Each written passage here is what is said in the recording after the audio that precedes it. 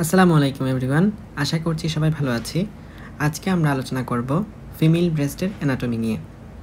তো ভিডিওটা শুরু করার আগে একটু সতর্কতা করতে চাই যে আমরা ডাক্তার হইতে আসছি। সো এখানে আসলে মেল ফিমেল কার কি আছে না আছে ওই সব বিষয় নিয়ে চিন্তা না করে, মেল পেশেন্ট যেমন আমার পেশেন্ট, ফিমেল পেশেন্টও আমার পেশেন্ট, সো ওইভাবে তুমি চিন্তা করতে হবে। ওভারঅল কোনো আলাদাভাবে চিন্তা না করে, এবং এই ভিডিওটা যখন দেখবা তখন অবশ্যই বাসায় বসে বা হলে বসে দেখবা, মানে তোমার নিজে যেখানে পড়াশোনা করো সেখানে দেখবা। রাস্তাঘাটে বা এমন জায়গায় দেখবা না যেখানে মানুষ জানে না তুমি একজন মেডিকেল স্টুডেন্ট। ঠিক আছে, তো আমরা শুরু করতেছি ফিমেল ব্রেস্ট নিয়ে। ফিমেল ব্রেস্ট আসলে একটা গ্ল্যান্ড, মূলত এটা হলো মেমারি গ্ল্যান্ড বলা হয়, স্তন গ্রন্থি হিসাবে আমরা বাংলায় পড়তাম। এই মেমারি গ্ল্যান্ডটা হলো একটা অ্যাপোক্রাইন গ্ল্যান্ড। ওকে, এখন কথা হলো ভাই অ্যাপোক্রাইন গ্ল্যান্ড কি? এটা হচ্ছে একটা এক্সোক্রাইন গ্ল্যান্ড। এখন কথা হলো এক্সোক্রাইন গ্ল্যান্ড কি? এটা হলো মাল্টিসেলুলার গ্ল্যান্ড। তো এইসবের যে ব্যাখ্যা, এই ব্যাখ্যাটা আমি দিয়েছি হিস্টোলজির যে ভিডিও আছে গ্ল্যান্ড নিয়ে, সেখানে। এক্সোক্রাইন গ্ল্যান্ড এটা আশা করি জানো, বাংলায় হচ্ছে বহিঃখরা গ্রন্থি হিসাবে আমরা পড়তাম।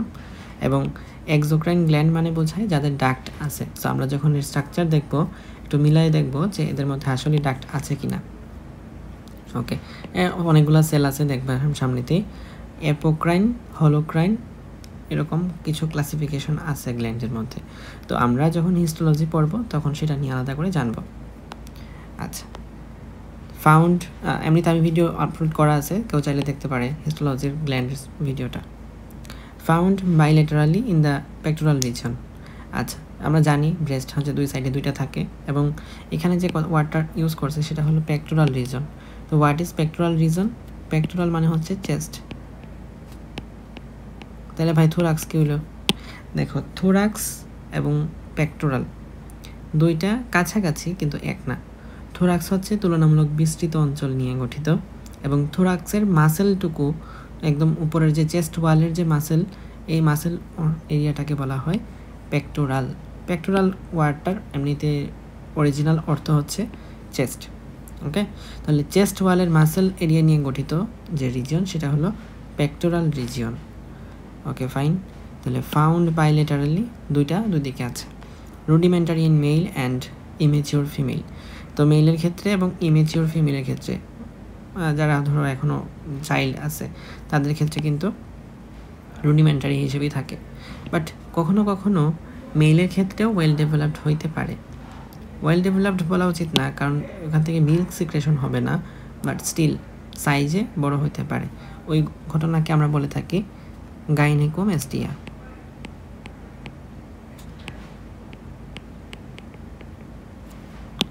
এটা নিয়ে আমরা একটু পড়ব। More marked in pregnancy and lactation. Pregnancy এবং ল্যাকটেশনের ক্ষেত্রে এই মেমারি গ্ল্যান্ডটা তুলনামূলকভাবে আরও মার্ক হয়, মানে আর একটু উল্লেখযোগ্য পরিমাণের বৃদ্ধি হয়। The breast or mammary gland is a modified sweat gland which is an important accessory organ of female reproductive system and provides nutrition to the newborn in the form of milk. I think এটা বলার প্রয়োজন রাখে না। Shape কেমন হইতে পারে? অনেক রকম শেপই হইতে পারে, এটা ওমেন টু ওমেন ভেরি করে। হেমিস্ফেরিক্যাল, কনিক্যাল, পেন্ডুলাস হতে পারে। এক্সটেনশন কি? এক্সটেনশনটা দেখো, এটা ভাইভাতে ধরবে যে এই যে আমি যদি এইটা একটা চিন্তা করি বডির কথা, তো এখানে কি আছে? এটা হচ্ছে মেনোব্রিয়াম এবং স্টারনামের বডি, এই দুইটার জাংশন, তাই তো? মেনোব্রিও স্টারনাল এই জয়েন্ট বলা যায়, সেকেন্ডারি কার্টিলেনাস জয়েন্ট। তো এই যে এখানে আমাদের মেনোব্রিয়াম এবং স্টারনামের বডি, এই দুইটার মধ্যে জাংশন আছে। এই বরাবর কোন রিপস থাকে? সেকেন্ড রিপস থাকে, তাই না? তাহলে সেকেন্ড রিপস এটা লোয়ার বর্ডার থেকে শুরু হয় এবং 6 রিপ, এখানে দেখো লিখে দেওয়াই আছে 6 রিপ পর্যন্ত, এবং মিড ক্লেভিকুলার লাইন। আমরা জানি ক্লেভিকল এখানে একটা বোন আছে যেটা স্টারনামের মেনোব্রিয়ামের সাথে একটা পয়েন্ট যুক্ত, এবং আরেকটা হলো স্ক্যাপুলার সাথে যুক্ত। স্ক্যাপুলার এক প্রান্ত, আরেক প্রান্ত হচ্ছে স্টারনামের প্রান্ত। তাদের মাঝ বরাবর যদি আমি টানি তাহলে এটা হচ্ছে মিড ক্লেভিকুলার লাইন। তাহলে ভার্টিক্যালি এই মিড ক্লেভিকুলার লাইন বরাবর থাকে, মানে ধরো অ্যাভারেজ আর কি, এদিকে তো আছে এদিকেও আছে। তুমি যদি মেলের কথাও চিন্তা করো, এই মিড ক্লেভিকুলার লাইন বরাবর এটা থাকে। এটা মানে কি নিপলটার কথা আমি চিন্তা করতেছি। ওকে, তাহলে from 6th to 2nd to 6th in the mid clavicular line, এটা হচ্ছে ভার্টিক্যাল লোকেশন। হরাইজন্টালি যদি বলি তাহলে এটা হচ্ছে আমাদের কি স্টারনামের ল্যাটারাল বর্ডার। তাহলে স্টারনামের ল্যাটারাল বর্ডার থেকে শুরু এবং এই যে অ্যাক্সিলারি বর্ডার, মিড ক্লেভিকুলার বর্ডার হচ্ছে ক্লেভিকল বোনের মাঝ বরাবর। অ্যাক্সিলা কোনটা? অ্যাক্সিলা মানে হচ্ছে বগল। তাহলে অ্যাক্সিলার এই মাঝ বরাবর যদি চিন্তা করি, এখানে আছে এটা করা আছে, মার্ক করা আছে, তো এই বরাবর পর্যন্ত from lateral border of sternum to mid axillary line along 4th rib। 4th rib যদি বলো এটা 2nd আর এটা যদি 6th হয়, 4th আনুমানিক এই লেভেলে থাকে, তাই না? কমন সেন্স, এটা 3rd হতে পারে, এটা 5th হবে, তাহলে 4th হচ্ছে এই লেভেলে। দেখো এই লেভেলে কিন্তু নিপলটা থাকে। নিপলটার কথা বলতেছি কেন? কারণ এটা হচ্ছে আমার অ্যাভারেজ, মানে এর ওদিকেও তো কিছু এক্সটেনশন আছে, নিচেও কিছু এক্সটেনশন আছে। তাহলে এই সেন্টারটা হচ্ছে 4th rib বরাবর মিড অ্যাক্সিলারি লাইনে থাকে, আর vertically 2nd to 6th rib পর্যন্ত মিড ক্লেভিকুলার লাইনে এক্সটেন্ডেড। ওকে ফাইন, এখানে হচ্ছে আমরা শুধুমাত্র শেপ আর এক্সটেনশনটাই জানবো, size women to women vary করে। নাও লোকেশন, অলরেডি আমরা এখান থেকে এক্সটেনশনটা জানছি, তাহলে লোকেশনটা বোঝা খুবই easy. The breast is located in the superficial fascia. Okay, এটা গুরুত্বপূর্ণ কথা যে সুপারফিশিয়াল ফাসার উপরে এই pectoral region sitting at the top of pectoralis major. আচ্ছা, আমরা যখন একটু পরে ফিগার দেখব তখন ভালো করে বোঝা যাবে। এই যে এখানে এই যে হলুদ কালারের একটা ফাসা দেওয়া আছে, সেটা হচ্ছে পেক্টোরাল ফাসা। তার উপরে হচ্ছে রেট্রোমেমোরি স্পেস, তারপর হচ্ছে এই ব্রেস্টটা। তাহলে এই ব্রেস্টটা লোকেটেড কার উপর? সুপারফিশিয়াল ফাসার উপর, যেটা আবার কার উপর বসে আছে? পেক্টোরালিস মেজরের উপর। তাহলে আমি যে পেক্টোরাল ফাসা দেখাইলাম, এই পেক্টোরাল ফাসাটাই কি? এই superficial ফাসা। A small extension of breast tissue from its superolateral part, axillary tail of spans, pierces the deep fascia and extends into the axilla. দেখো এই axillary tail of spans এর কথা আমি আগে কোনোদিন শুনি নাই অ্যানাটমি পড়ার আগে, তো এটা আমরা ভালো করে দেখতে পারবো। এখানে এটা হচ্ছে ধরো একটা ব্রেস্টের এটা তো সুপিরিয়র পার্ট, তাই না, উপরের দিকে অংশ। এটা হচ্ছে ল্যাটারালি, বডির মিডিয়ান সাইড হচ্ছে এটা, কারণ স্টারনাম আছে এদিকে। তাহলে এটা হচ্ছে মিডিয়ান আর এটা হলো ল্যাটারাল। তাহলে সুপেরোল্যাটারাল অ্যাঙ্গেল থেকে, সুপেরোল্যাটারাল সাইড থেকে একটা প্রজেকশন টাইপের বের হয়েছে, সেটা হলো অ্যাক্সিলারি টেইল অফ স্প্যান্স। স্প্যান্স হচ্ছে বিজ্ঞানী নাম অনুসারে যিনি আবিষ্কার করেছেন তার অনুসারে। তো অ্যাক্সিলারি টেইল অফ স্প্যান্স এটা কি করছে? ডিপ ফাসা। ডিপ ফাসাটা কোনটা? এখানে অ্যাক্সিলারি ফাসা। আর সুপারফিশিয়াল ফাসা কোনটা? পেক্টোরাল ফাসা। ওকে, তো এখানে দেখো এই যে এখানে ডিপ ফাসাটাকে প্যারস করে ভিতরে ঢুকে গেছে, মানে ভিতরে ঢুকছে না, মানে বাইরে বেরিয়ে আসছে। Deep fascia and extends into the axilla. The aperture in the deep fascia through which axillary tail passes into the axilla is called the foramen of Langer. Deep ফাসার মধ্যে যে ছিদ্রপথে, যে ওপেনিং বা অ্যাপারচার দিয়ে ব্রেস্টের প্রজেকশনটা বের হয়ে গেছে এক্সিলা পর্যন্ত, সেই ওপেনিংটার নাম হলো foramen of Langer. Very very very important, foramen of Langer. আচ্ছা, এই ফোরামেন অফ ল্যাঙ্গারটা আসলে the axillary tail is the site of a high percentage of breast tumour. Breast টিউমারের একটা হাই পোটেনশিয়াল সাইট হচ্ছে এই অ্যাক্সিলারি টেইলটা। আমরা যদি একদম হিউম্যান বডিতে চিন্তা করি তাহলে অ্যাক্সিলারি টেইলটা আসলে কোথায়? এটা ধরো নিপল, এদিকে পাশে একটা কালারফুল এরিয়া আছে, এটা হচ্ছে ধরো ব্রেস্টের এক্সটেনশন।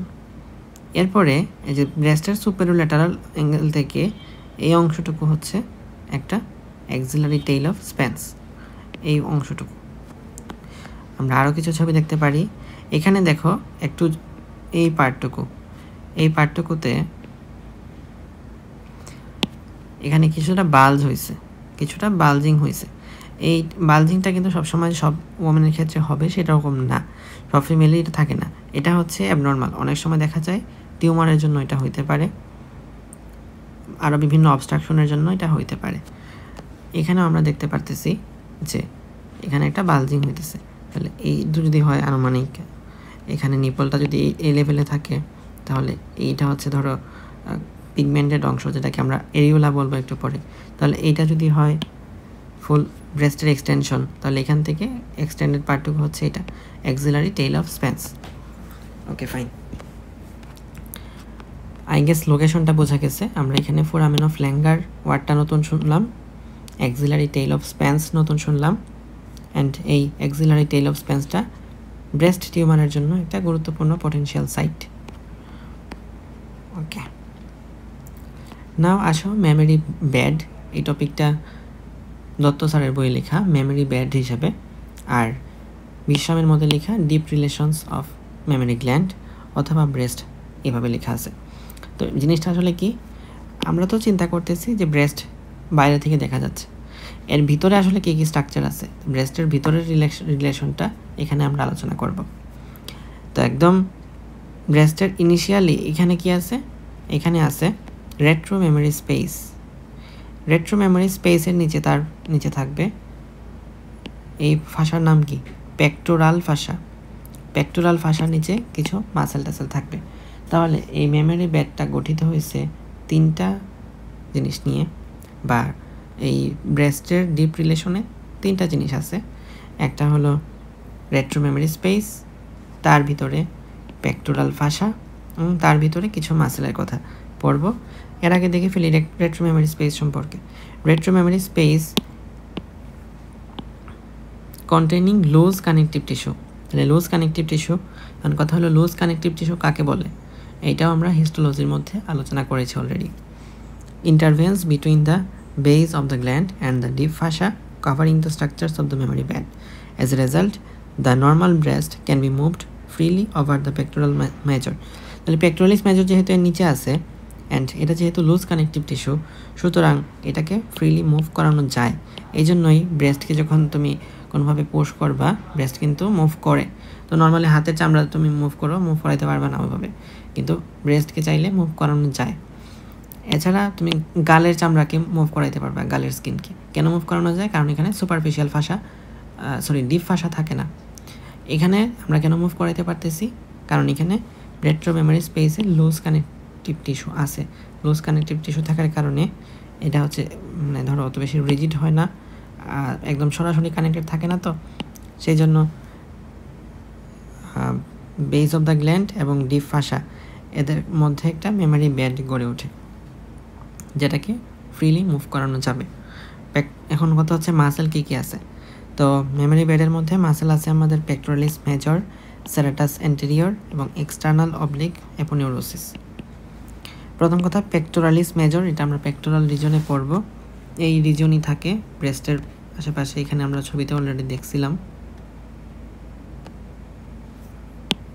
এই যে এই রিজনে পেক্টোরালিস মেজর মাসেলটা আছে। সেরাটাস অ্যান্টেরিয়র কথা এখানে আছে, সেরাটাস অ্যান্টেরিয়র।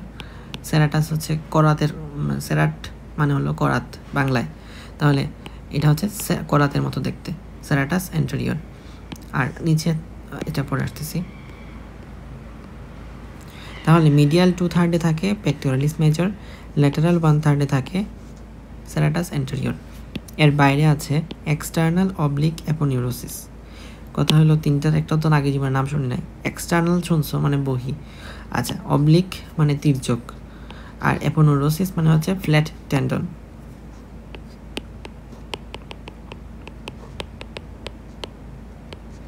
এটা হচ্ছে আমাদের অ্যাবডোমেনের মাসেল, ঠিক এমন আমরা অ্যাবডোমেনের মধ্যে এই মাসেলটাই পড়ব। থোরাক্সে যেরকমভাবে এক্সটার্নাল ইন্টারকোস্টাল মাসেল পড়ছো, অ্যাবডোমেনের ক্ষেত্রে ওই মাসেলটার নাম এক্সটার্নাল অবলিক মাসেল। ওই এক্সটার্নাল অবলিক মাসেলের যে টেন্ডন, সেটা হচ্ছে এক্সটার্নাল অবলিক মাসেলের টেন্ডন। ওই টেন্ডনটা ফ্ল্যাট হয়ে থাকে, এই ফ্ল্যাট টেন্ডনকে অ্যাপোনিউরোসিস বলে। তাহলে এই হচ্ছে মাসেলগুলা, এবং এটা কোন দিকে থাকে, ইনফেরোমিডিয়ান কোয়াড্রেন্টে থাকে।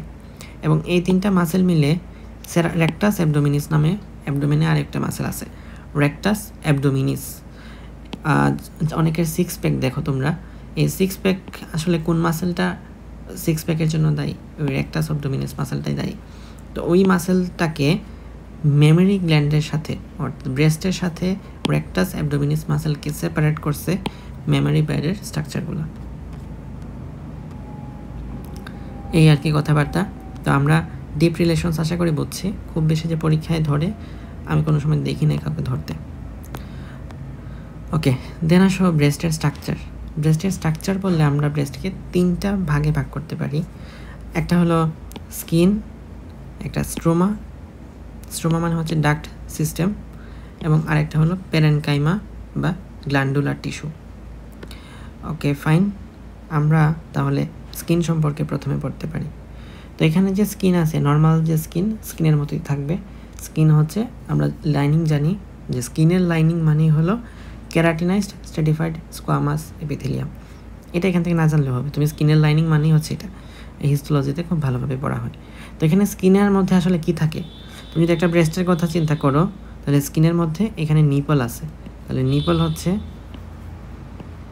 এই, এবং এর আশেপাশে কিছুটা কালারফুল তখন বলছিলাম, বাট তুমি নেক্সট থেকে পিগমেন্টেশন বা পিগমেন্টেড এরিয়া বলবা। ঠিক আছে, তাহলে এটা হচ্ছে areola.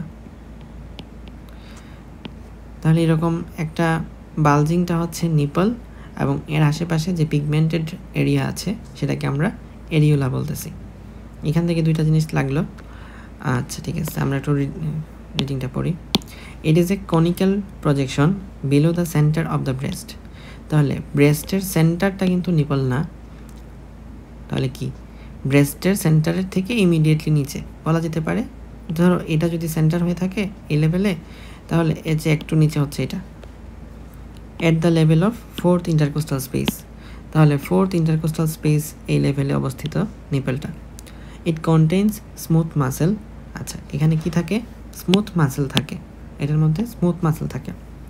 And smooth muscle circular মাসেলও হইতে পারে, লঙ্গিটিউডিনাল মাসেলও হইতে পারে। সার্কুলার মাসেল মানে হচ্ছে মাসেলগুলো সার্কুলার থাকে, লঙ্গিটিউডিনাল মানে হচ্ছে ভার্টিক্যাল আর কি। তো এটা খুব ইজিলি বোঝা যায়।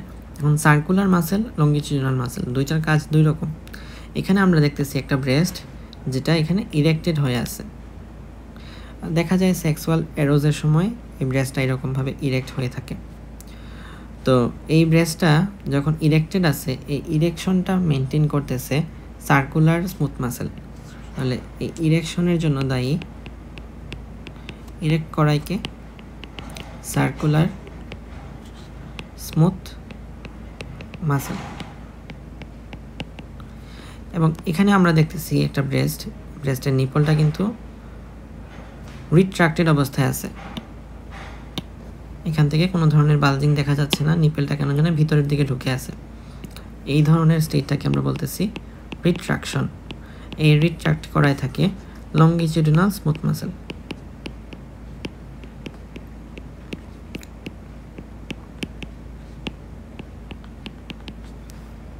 ওকে, আচ্ছা, তাহলে এখানে কথাবার্তা হয়েছে। এবং এই যে আমাদের নিপেলটা আছে, নিপেলটা কিন্তু অনেক বেশি সেন্সরি নার্ভ দ্বারা সাপ্লাই থাকে, অনেক বেশি সেন্সরি নার্ভ এন্ডিং দ্বারা সাপ্লাই থাকে, এবং এই কারণে এটা হচ্ছে most sensitive part of the breast. আচ্ছা, এখন যখন কোনো বাচ্চা, কোনো বেবি মায়ের ব্রেস্ট থেকে সাক করে আর কি, নিপেলটা এখানে হচ্ছে সাক করে, তখন ব্রেস্টটা আসলে মানে ব্রেস্টের ভিতর থেকে যে মিল্কটা আছে, মিল্কটা কীভাবে সিক্রেট হয় সেটা নিয়ে আমরা আলোচনা করে থাকি ফিজিওলজিতে। এবং এই মেকানিজমটা সংঘটিত হয় অক্সিটোসিন নিয়ে। অক্সিটোসিনের ভূমিকাটাও আমরা আলোচনা করে থাকি ফিজিওলজি 5th কার্ডের মধ্যে। আপাতত আমরা এই আলোচনাটুকু এখানে আনবো না। হরমোনের কিছু ভূমিকা লেখা আছে দত্ত স্যারের বইয়ে, আমরা চাইলে এখন সেটা স্কিপ করতে পারি, পরীক্ষায় সাধারণত ধরার কথা না, এবং এটা আসলে ফিজিওলজির মধ্যে অনেক ভালো করে ডিটেলসে পড়া হয়। আচ্ছা, তাহলে নিপেলের কথা আমাদের শেষ হলো। এবার আসি এরিওলার মধ্যে। এরিওলা হচ্ছে একটা সার্কুলার এরিয়া, দেখতে পাচ্ছি এটা একটা সার্কুলার এরিয়া, এখানে একটা circular area of pigmented skin surrounding the base of the nipple. It contains a large number of modified sebaceous gland. তাহলে সেবাসিয়াস গ্ল্যান্ড আছে কিন্তু অনেকগুলো আউটার মার্জিনের দিকে। The glands produce oily secretion which lubricates the nipple and areola.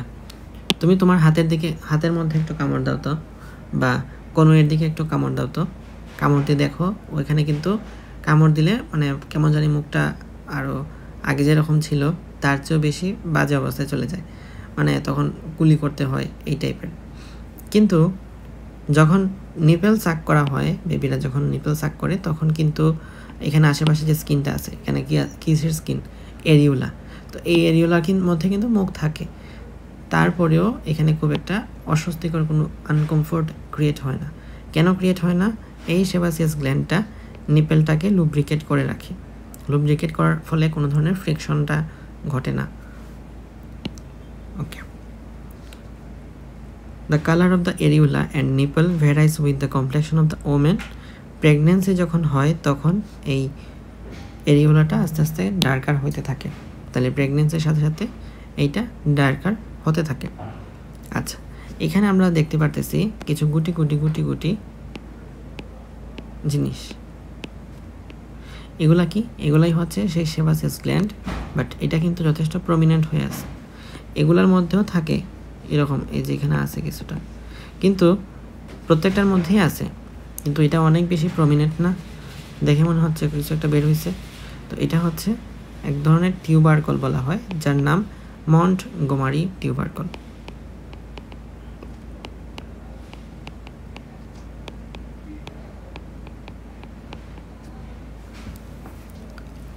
এই তো, আশা করি এই জিনিসটুকু বোঝা গেছে। দেন স্কিন আমাদের শেষ। তারপর আসি আমরা প্যারেনকাইমা বা গ্ল্যান্ডুলার টিস্যুর মধ্যে। প্যারেনকাইমা বা গ্ল্যান্ডুলার টিস্যু, এখানে মিল্ক, আমরা জানি ব্রেস্ট থেকে মিল্ক সিক্রেশন হয়, এই মিল্কটা সিক্রেশন হয় মূলত প্যারেনকাইমার অ্যালভিওলাই থেকে। তো এটা আমরা দেখব পরে। প্রথম কথা, এখানে কিছু লোব থাকে। কতটা লোব? 15 থেকে 20টা লোব থাকে, 15 থেকে 20টা লোব থাকে, এবং লোবগুলা রেডিয়াল ম্যানারে সাজানো থাকে, নট এরকম যে একটার উপর আরেকটা আছে, রেডিয়ালভাবে একটার উপর একটার পাশে আরেকটা আছে, রেডিয়াল ফ্যাশনে সাজানো। ওকে, এটা অনেকটা গাড়ির চাকার মতো, চাকার যে হুইল আছে, সরি গাড়ির চাকার যে স্পোক আছে সেই স্পোকের মতো, এরকম না? তাহলে এটা হচ্ছে একটা গাড়ির স্পোকের মতো, গাড়ির চাকার স্পোকের মতো। And converge toward the nipple, এটা বোঝার জন্য এটা ভালো বোঝা যায় যে সবগুলো আলটিমেটলি এখানে নিপলের মধ্যেই শেষ হচ্ছে। তাহলে সবগুলো লোবের আলটিমেট ডেস্টিনেশন কোথায়? নিপলের মধ্যে। প্রত্যেকটা লোব আবার অনেকগুলা লোবিউলে বিভক্ত। আচ্ছা, আমরা যদি একটা এই ফিগারটা ভালো করে দেখি, দেন অনেক সব কিছু ক্লিয়ার হয়েছে। একদম বাইরের দিকে যেটা আছে সেটা হচ্ছে নিপল, এবং তাকে চারদিকে যে পিগমেন্টেড করে রাখছে, পিগমেন্টেড এরিয়া অফ স্কিন, এটা হলো এরিওলা। দেন আমরা যেটাকে লোব বলতেছি, এটা হচ্ছে পুরাটুকু হচ্ছে একটা লোব। এরকমভাবে আরও অনেকগুলো লোব আছে, এই পুরা হলুদ অংশটা জুড়ে একটা হচ্ছে লোব, ঠিক আছে? হলুদ পার্টটা না, কিন্তু এটা আলাদা স্টোমার পার্ট। আমরা এখানে যে ডাক্ট সিস্টেমটা আছে প্যারেনকাইমা, এই পার্টটুকু হচ্ছে আমাদের প্যারেনকাইমা বা গ্ল্যান্ডুলার টিস্যুর অন্তর্ভুক্ত। তো এখন এই লোবের ভিতরে দেখো, এখানে যে ডাক্টটা আছে উন্মুক্ত, সেটা হচ্ছে লেকটিফেরাস ডাক্ট, এটা পুরোটা হচ্ছে লেকটিফেরাস ডাক্ট। এবং নিপলের কাছাকাছি যেটা, সেটার নাম হচ্ছে লেকটিফেরাস সাইনাস, যেখানে মিল্কটা এসে স্টোর থাকবে। তো আলটিমেটলি যেখান থেকে মিল্কটা সিক্রেটেড হয় সেটা কোনটা? এই এসিনি। এসিনি মানে ব্রেস্টের জন্য সেটার নাম হচ্ছে অ্যালভিওলাই। এই এসিনি মানেই হলো অ্যালভিওলাই। তাহলে এখানে প্রত্যেকটা আছে একটা এসিনি, এর পাশে এসিনি অনেকগুলো মিলে তৈরি করে একটা লোবিউল। এটা হচ্ছে একটা লোবিউল, এটা একটা লোবিউল, এটা একটা লোবিউল, এটা একটা লোবিউল। তো লোবিউলগুলা এই যে আমাদের লেকটিফেরাস ডাক্ট, এটার সাথে সেগমেন্টাল ডাক্টের মাধ্যমে যুক্ত থাকে। সেগমেন্টাল ডাক্ট দিয়ে এরা লেকটিফেরাস ডাক্টের সাথে যুক্ত থাকে। ওকে, তাহলে বলি আমরা মিল্ক তৈরি হয়েছে এসিনি বা অ্যালভিওলাইয়ের মধ্যে। কয়েকটা এসিনি বা অ্যালভিওলাই মিলে গঠিত হয় লোবিউল। এই অনেকগুলো লোবিউল এবং এখানে সাথে কি লেকটিফেরাস ডাক্ট, এটা মিলে গঠন করতেছে একটা লোব। এবং এই যে লেকটিফেরাস ডাক্ট, এটাকে দত্ত স্যারের বইয়ে বলা আছে টার্মিনাল ডাক্ট। এবং লেকটিফেরাস ডাক্টের সাথে লোবিউলের যে জাংশন বা যে ডাক্টটা আছে সেটার নাম দত্ত স্যারের বই অনুযায়ী সেগমেন্টাল ডাক্ট। ওকে, তো যখন মিল্কটা এখানে আলটিমেটলি সিক্রেট হলো, ডাক্টের মধ্যে আসলো, এখানে এসে লেকটিফেরাস সাইনাসের মধ্যে কিছু সময় স্টোর হয়ে থাকতে পারে, দেন আলটিমেটলি নিপল সাকের মাধ্যমে বেবির কাছে চলে যাবে। যদি ইয়া হয় আর কি, বেবি যখন নিপল সাক করে তখন ব্রেস্ট ফিডিংয়ের সময় এরকমটা দেখি। আচ্ছা, তো এখানে আমরা আরেকটা ফিগার দেখতে পারতেছি, এটা আরেকটু কালারফুল। এটা কি লেকটিফেরাস সাইনাস, এগুলো হচ্ছে প্রত্যেকটাই লেকটিফেরাস ডাক্ট। এবং এখানে মূলত একটা লোবিউল দেখানো আছে, এই আর কি। এখানে আমরা যা দেখতে পারতেছি, এখানে খুব ভালোভাবে মাসেলটা দেখানো গেছে, তার উপর এখানে রেট্রোমেমারি স্পেস, তার পিছনে রেট্রোমেমারি স্পেসের পিছনে কি আছে, পেক্টোরাল ফাসা, তারপর পেক্টোরালিস মেজর মাসেল, এবং আলটিমেটলি শেষ পর্যন্ত এটা হচ্ছে চেস্ট ওয়াল, ব্রেস্টের অ্যালভিওলাই বা এসিনি। এই যে রেস্টিং অবস্থায় এটা কি অবস্থায় থাকে, কিউবয়েডাল এপিথেলিয়াম। আর যখন ল্যাকটেশন হয় তখন সেটা হলো কলামনার এপিথেলিয়াম। ঠিক আছে, অ্যালভিওলাইয়ের লাইনিংটা। আচ্ছা, অ্যালভিওলাই আসলে দুই ধরনের সেল থাকে, একটা হলো মিল্ক তৈরি করে, যেটা হচ্ছে এরা কিউবয়েডাল কলামনার, এবং কিছু আছে মিল্কটাকে সিক্রেট করে বা মিল্কটাকে ইজেক্ট করে।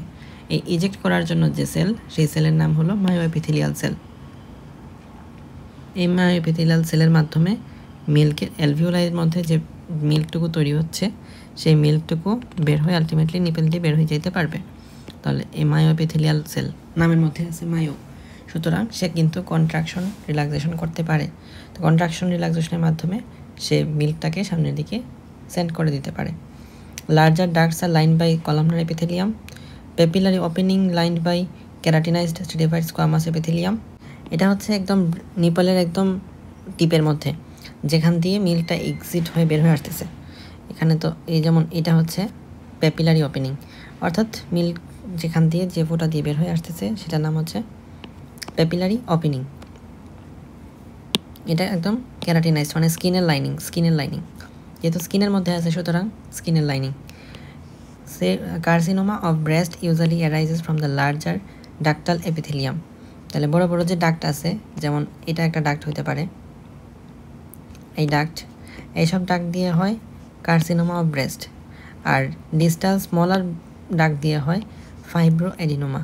তাহলে এটা হচ্ছে ধরো বড় ডাক্ট, এটা হলো ছোট ডাক্ট, এটা দিয়ে হয় কার্সিনোমা আর এটা দিয়ে হয় ফাইব্রো এডিনোমা। এটা হলো অ্যালভিওলাই, এটার নাম হলো সেগমেন্টাল ডাক্ট, তারপরে এটার নাম হচ্ছে লেকটিফেরাস ডাক্ট অথবা বইয়ের ভাষায় টার্মিনাল ডাক্ট। এই পোড়াটা মিলে হচ্ছে একটা লুপ। ওকে, আর এখানে হচ্ছে আমাদের সাথে সাপোর্টিং টিস্যু আছে, যেটাকে আমরা স্ট্রোমা বলতেছি। স্ট্রোমা আমরা পরে পড়বো। তো এতটুকুই ছিল। অ্যালভিওলাইনের লাইনিংটা আমরা পড়লাম, আর লোবিউল কাকে বলে অলরেডি পড়ে ফেলছি। এখন এই অ্যালভিওলাইয়ের মধ্যে, ডাক্টের মধ্যে মায়োএপিথেলিয়াল সেল থাকে। মায়োএপিথেলিয়াল সেল এখানে হচ্ছে পেপিলারি ওপেনিং। মায়োএপিথেলিয়াল সেলের কন্ট্রাকশনের জন্য এই মিল্কটা আলটিমেটলি নিপল দিয়ে বের হয়ে যাবে। যে ওপেনিং দিয়ে বের হবে সেটার নাম হচ্ছে পেপিলারি ওপেনিং। এবং লাস্টে বলা আছে যে বড় ডাক্টগুলো যারা আছে, এখানে কি লেখা, লার্জার ডাক্টাল এপিথেলিয়াম, এখান থেকে কার্সিনোমা অফ ব্রেস্ট হয়। আর ডিস্টাল স্মলার ডাক্ট, এই যে ছোটো ছোটো ডাক্ট আছে, এই ডাক্টের মাধ্যমে বিনাইন ফাইব্রো এডিনোমা হয়। তো ফাইব্রো এডিনোমা মানে হচ্ছে ফাইবার জমে যাওয়া, ফাইব্রাস টিস্যু ব্রেস্টের মধ্যে জমে যাওয়া, কিন্তু সেটা ক্যান্সারাস সেল না বা ক্যান্সারাস টিস্যু না, এটা দিয়ে ক্যান্সার তৈরি হবে না, কিন্তু ফাইব্রাস টিস্যু জমে এখানে হচ্ছে মানে ব্রেস্টটা একটু সোয়েল আপ হতে পারে, এই আর কি। তাহলে এরপরের পার্টটুকু আমরা পড়ি। আমরা পড়তেছিলাম ব্রেস্টের part, skin, stroma, parenchyma. Skin এবং প্যারেনকাইমা অলরেডি পড়ে ফেলছি, দেন স্ট্রোমাটা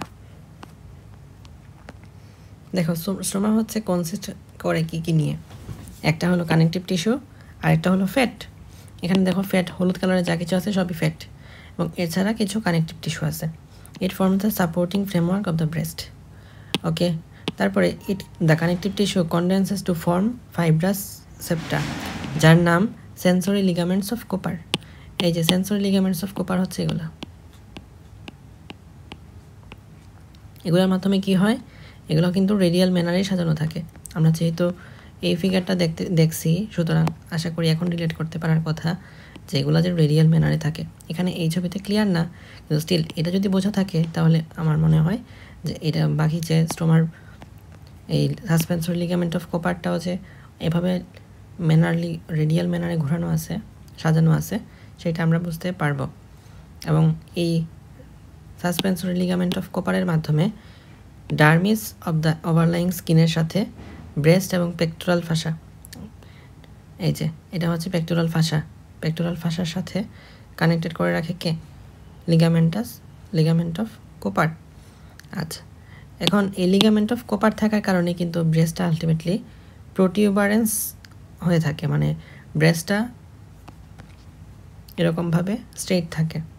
কিন্তু এই সাসপেন্সরি লিগামেন্ট অফ কোপার যদি না থাকে বা যখন আস্তে আস্তে ওল্ড এজে চলে যায়, তখন কিন্তু সাসপেন্সরি লিগামেন্টটা আস্তে আস্তে ক্ষয়প্রাপ্ত হয়।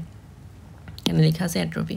আস্তে আস্তে যখন ক্ষয়প্রাপ্ত হয় তখন এই ব্রেস্ট কিন্তু এরকমভাবে পেন্ডুলাস হয়ে যায়। আস্তে আস্তে এরকম আগে যেরকম স্ট্রেট ছিল, আস্তে আস্তে কিন্তু পেন্ডুলাস হয়ে গেছে, ঝুলে পড়া যেটাকে আমরা বলি। তাহলে এই আর কি কথাবার্তা, যে ওল্ড এজ হলে এই সাসপেন্সরি লিগামেন্ট অফ কোপার এইটা অ্যাট্রোফি হওয়ার কারণে এরকমভাবে পেন্ডুলাস ব্রেস্ট দেখা যায়। The fat forms the most of the bulk of the breast. It is distributed all over the breast except the beneath the areola and nipple. তো কোথায় কোথায় ফ্যাটটা থাকে না, নিপল এবং এরিওলা ছাড়া বাকি সব জায়গায় এই ফ্যাটটা পাওয়া যায়। ঠিক আছে, এই ব্রেস্টের আর্টারি সাপ্লাই ছবিটা আমি বিশ্রাম থেকে নিছি, অ্যান্ড এটার সাথে তত্ত্বটাও ম্যাচ করে। ওকে, তো ব্রেস্টের আর্টারি সাপ্লাইটা মেইনলি কোন আর্টারির মাধ্যমে সাপ্লাই হয়, ল্যাটারাল থোরাসিক আর্টারি। তো ল্যাটারাল থোরাসিক আর্টারি আবার কোন আর্টারি, এই আর্টারির নাম তো আগে কোনোদিন শুনি নাই। ব্রাঞ্চগুলো মানে কে কার ব্রাঞ্চ এটা সহ কিন্তু তোমাকে মনে রাখতে হবে। যেমন আমি যদি একদম শুরু থেকে শুরু করি, এটা ছিল আমার হার্ট থেকে শুরু হয়েছে এওরটা, অ্যাসেন্ডিং এওরটাটা উপরে গিয়ে কার্ভ হয়েছে আর্চ অফ এওরটা থেকে 3টা ব্রাঞ্চ আসছে, brachiocephalic trunk, left common carotid artery, left subclavian artery. এটাও আলটিমেটলি গিয়ে সাবক্লেভিয়ান ব্রাঞ্চ দিয়েছে, রাইট সাবক্লেভিয়ান আর্টারি, এটা হচ্ছে লেফট সাবক্লেভিয়ান আর্টারি। মার্ক করি, এটা হলো রাইট সাবক্লেভিয়ান আর্টারি, এটা লেফট সাবক্লেভিয়ান আর্টারি। এটাও হতে পারে, এটা রাইট সাবক্লেভিয়ান আর এটা লেফট সাবক্লেভিয়ান আর্টারি। এখন এই সাবক্লেভিয়ান আর্টারিটা আরও কিছু বিস্তৃত হয় যখন ফার্স্ট রিবের লোয়ার বর্ডারটাকে সে পাস করে। এটা তো ধরো এভাবে ফার্স্ট রিবটা থাকবে এরকমভাবে, এই আর্টারিটা যখন এদিকে পাস করবে, ফার্স্ট রিবের লোয়ার বর্ডার যখন পাস করে, তখন এই আর্টারিটার নাম হয় এক্সিলারি আর্টারি।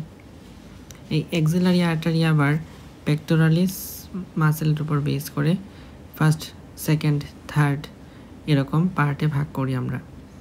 এর মধ্যে second part of axillary artery, এইটার একটা ব্রাঞ্চ হচ্ছে lateral thoracic artery. Lateral thoracic artery কোথায় সাপ্লাই দিচ্ছে, ল্যাটারাল পার্ট অফ দ্য গ্ল্যান্ডকে সাপ্লাই দিচ্ছে।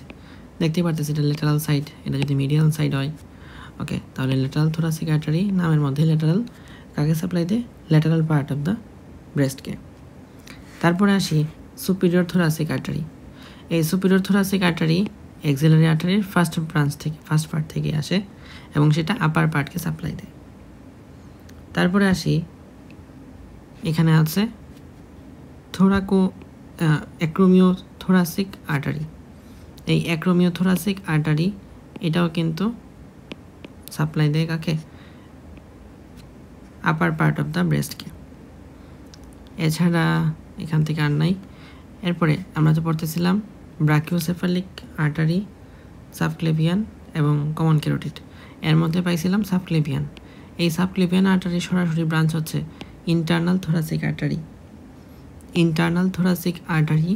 এখান থেকে এটা হচ্ছে মেমারি আর্টারিও বলা হয় এটাকে। ওকে, ফাইন।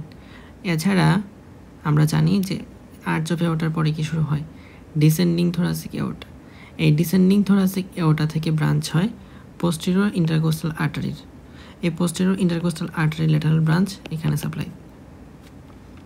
এছাড়া perforating branch of internal thoracic artery, এরাও ইন্টারকোস্টাল স্পেসের মধ্যে থাকে। সো এরাও আসলে ওই ডিসেন্ডিং থোরাসিক এওটা এখান থেকেই এসে থাকে। তাহলে আশা করি বোঝা গেছে ব্রেস্টের আর্টারি সাপ্লাই মেইনলি দিয়ে থাকে lateral thoracic artery, second branch থেকে আসে, second part of axillary artery থেকে আসে। তাছাড়া সুপিরিয়র থোরাসিক আর্টারি, অ্যাক্রোমিও থোরাসিক, আর তারপর হচ্ছে ইন্টারনাল থোরাসিক এবং পোস্টেরিয়র ইন্টারকোস্টাল আর্টারি, এরা সাপ্লাই দিয়ে থাকে ব্রেস্টের বিভিন্ন পোর্শনকে। এবার আমরা ব্রেস্টের ভেনাস ড্রেনেজ পড়ব।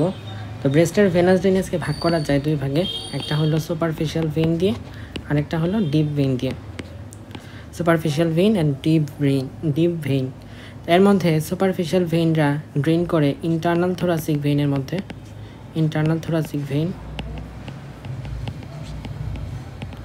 আর এখানে যেটা দেখানো আছে সেটা হচ্ছে ডিপ ভেইনের ড্রেনেজ। তো ডিপ ভেইনটা প্রথমে সার্কুলাস ভেনাস প্লেক্সাস অফ হেলার ফর্ম করতেছে, তারপরে internal thoracic vein, posterior intercostal vein এবং অ্যাক্সিলারি ভেইনের মধ্যে ড্রেন করতেছে। ড্রেন করার পরে আলটিমেটলি সব মিলায় শেষ পর্যন্ত কোথায় ড্রেন করলো? সব মিলায় কিন্তু শেষ পর্যন্ত তারা এখানে এই তিনটা ভেইনের উপর, axillary vein, internal thoracic vein এবং পোস্টেরিয়র ইন্টারকোস্টাল ভেইনের মধ্যে ড্রেন করছে। এখন এই ড্রেন থেকে এই যে পোস্টেরিয়র ইন্টারকোস্টাল ভেইনটা আছে, সেখান থেকে ভেইনটা মানে ভেনাস যে ব্লাডটা আছে সেটা এজাইগাস ভেইনের মধ্যে প্রবেশ করবে।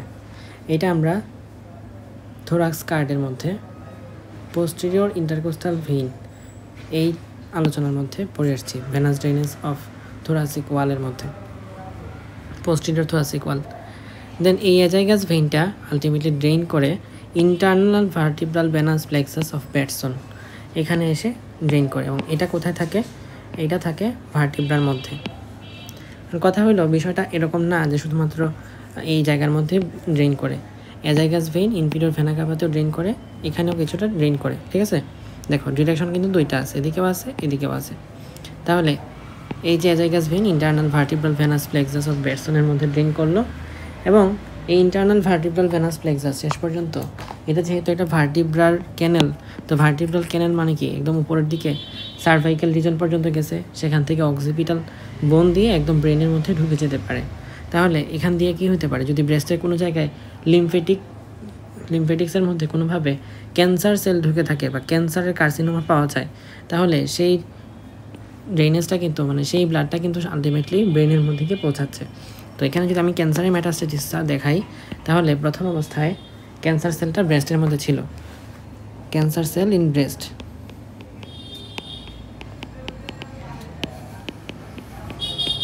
দেন এটা কোথায় যাবে? Posterior intercostal ভেইনে।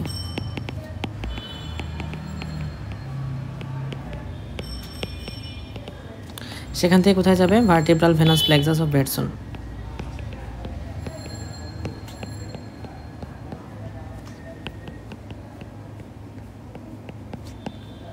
ওকে, অ্যান্ড সেখান থেকে কোথায় যাচ্ছে? এই ভার্টিব্রাল ভেনাস প্লেক্সাস দিয়ে সে হচ্ছে আলটিমেটলি ব্রেনের মধ্যে যাচ্ছে। বাট তার আগে অবভিয়াসলি কোনো একটা বোন স্ট্রাকচার দিয়ে যাবে।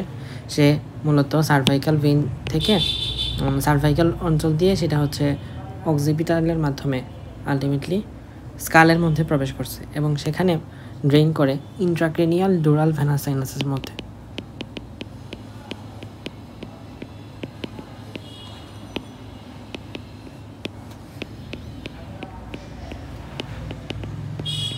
অর্থাৎ ক্রেনিয়ামের ভিতরে, ক্রেনিয়াম মানে তো বুঝি মাথার খুলি, তো এর মধ্যে ইন্ট্রাক্রেনিয়াল ডোরাল ভেনাস সাইনাস। কথা হলো এখানে কয়েকটা কনফিউজিং ওয়ার্ড আছে। একটা হচ্ছে ডোরাল। ডোরাল হচ্ছে সেই ডোরাল যেটাকে তোমরা মেনিনজাসের 3টা লেয়ারের মধ্যে পড়ছিলা, ডায়ামিটার, অ্যারাকনয়েড ম্যাটার, পায়ামেটার। ডায়ানা, dura mater, arachnoid mater and pia mater. এই ডুরামেটারটা সেই ডুরামেটারই। তাহলে ডোরাল ভেনাস সাইনাস। সাইনাস জিনিসটা কি? সাইনাসটা হচ্ছে dilated vein including CSF. তাহলে সাইনাস মানে হচ্ছে dilated vein with CSF. আচ্ছা, তাহলে এই সাইনাসটা অ্যাকচুয়ালি কোথায় থাকে? বোনের মধ্যে স্কালের যখন বোনস পড়বা তখন কিছু সালকাস পাবা, যে সালকাস দিয়ে হয়তো ডান বাম এভাবে ভাগ করা যায়। তো এই সালকাসের মধ্যে সাইনাসটা হচ্ছে অ্যাটাচ হয়, তেমন। তাহলে এই ডুরাল ক্রেস্ট এগুলো হচ্ছে আরও যখন আলটিমেটলি হেড নেক কাট করা হবে তখন ভালো করে ডিটেলস বুঝতে পারবা। আপাতত একটু কি জানো যে ব্রেনের ভিতরে একটা ভেইন আছে, সেটা হচ্ছে ভেনাস সাইনাস। তো এইটা হচ্ছে কি ডাইলেটেড ভেইন উইথ সিএসএফ, শেষ পর্যন্ত সেটা ব্রেনের মধ্যে চলে যাচ্ছে। এভাবে ক্যান্সারের মেটাস্টেসিসটা ব্রেস্ট থেকে ব্রেনের মধ্যে পৌঁছাতে পারে, এটা একটা ওয়ে। আবার ব্রেস্টের ক্যান্সারটা আরও একভাবে পৌঁছাতে পারে। আমরা যেরকমভাবে দেখতেছিলাম ক্যান্সার সেল ব্রেস্টের মধ্যে ছিল এবং সেটা আলটিমেটলি পোস্টেরিয়র ইন্টারকোস্টাল ভেইনে গেল।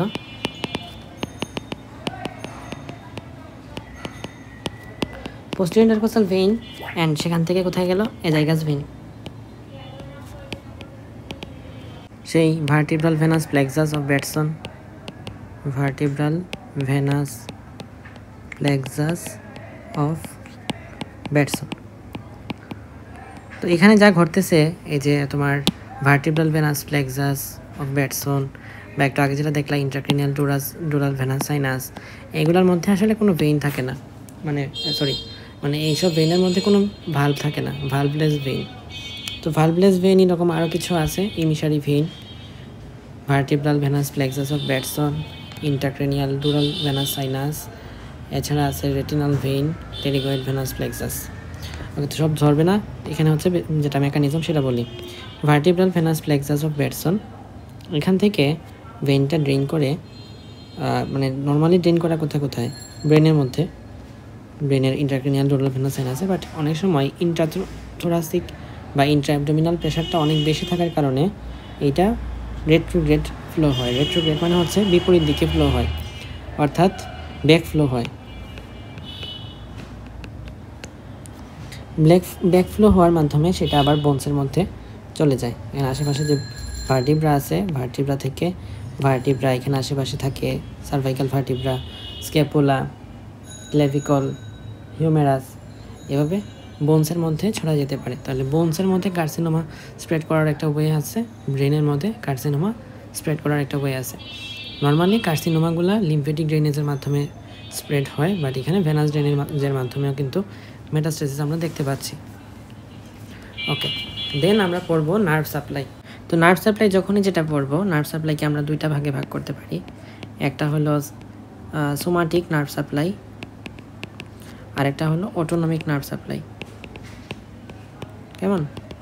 আচ্ছা, তো সোমাটিক নার্ভ সাপ্লাই এবং অটোনমিক নার্ভ সাপ্লাই, সোমাটিককে ভাগ করা যায় দুই ভাগে, একটা সেন্সরি নার্ভ সাপ্লাই এবং আরেকটা হচ্ছে মোটর নার্ভ সাপ্লাই।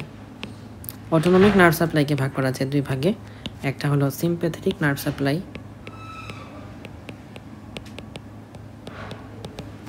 এবং আরেকটা হলো প্যারাসিম্প্যাথেটিক নার্ভ সাপ্লাই।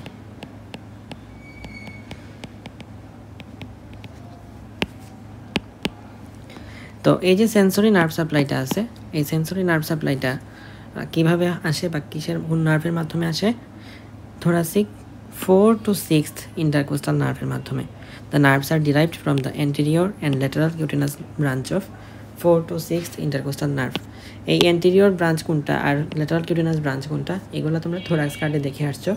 যদি কেউ ভুলে যেয়ে থাকো তাহলে থোরাসিক ওয়ালের আমার যে ভিডিওটা আছে সেই ভিডিওটা দেখতে পারো। তো 4th to 6th intercostal nerve, এখানে কিন্তু একটা ঝামেলা আছে। ঝামেলা হলো বিশ্বম স্যারের বইয়ে 2nd to 6th বলা আছে, দত্ততে 4 to 6 বলা আছে, আমরা দত্তটাই শিখব। আচ্ছা, 4 to 6 intercostal nerve which also convey sympathy. আচ্ছা, এটা গেল। তো ব্রেস্টের মধ্যে আসলে শুধুমাত্র সেন্সরি নার্ভ সাপ্লাই হয় কার মাধ্যমে? 4 to 6 ইন্টারকোস্টাল নার্ভের মাধ্যমে। কোনো ধরনের মোটর সাপ্লাই এখানে দেখা যায় না, কোনো ধরনের প্যারাসিম্প্যাথেটিক নার্ভ সাপ্লাই এখানে দেখা যায় না, তবে সিম্প্যাথেটিক নার্ভ সাপ্লাই দেখা যায়। কেন সিম্প্যাথেটিক নার্ভ সাপ্লাইটা প্রয়োজন? কারণ ব্রেস্টের মধ্য দিয়ে যে ব্লাড ভেসেলটা পাস করে এবং যে গ্ল্যান্ডুলার সিক্রেশনটা হয়, সেই সিক্রেশন এবং ব্লাড ফ্লোকে কন্ট্রোল করার জন্য এখানে অটোনমিক নার্ভ সাপ্লাইয়ের প্রয়োজন, আর সেটা যোগান দেয় কে? Sympathetic nerve supply.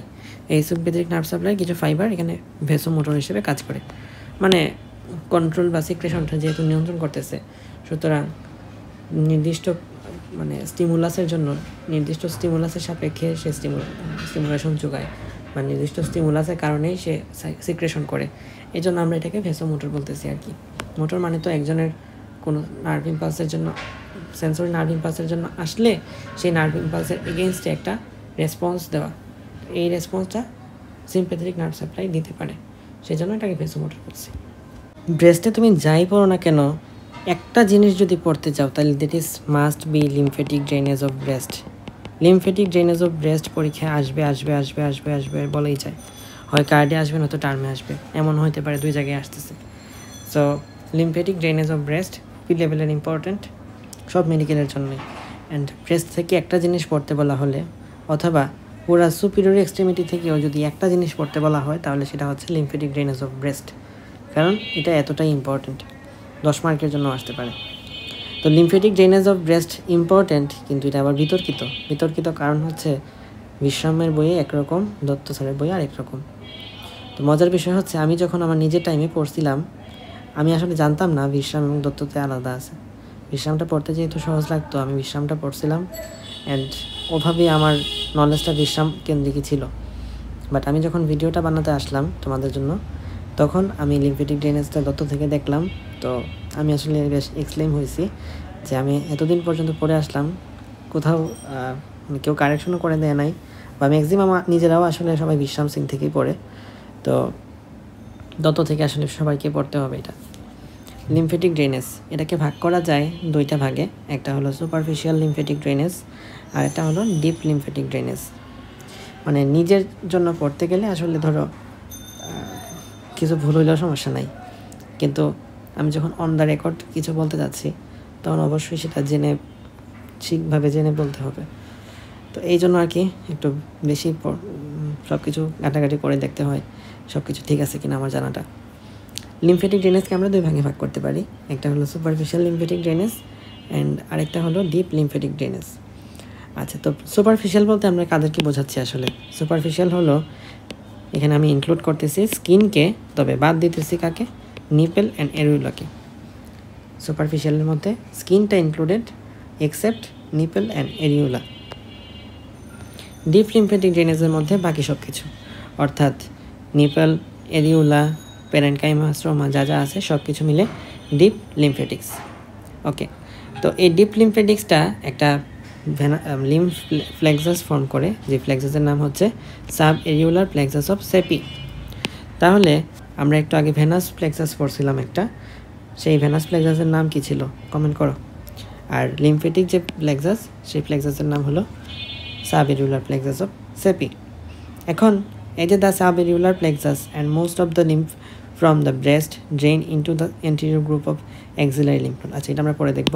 তো আমাদের এখন লিম্ফ নোড সম্পর্কে পড়তে হবে, যে কী কী লিম্ফ নোড আছে আমাদের ব্রেস্টের মধ্যে। Lymph নোডগুলা,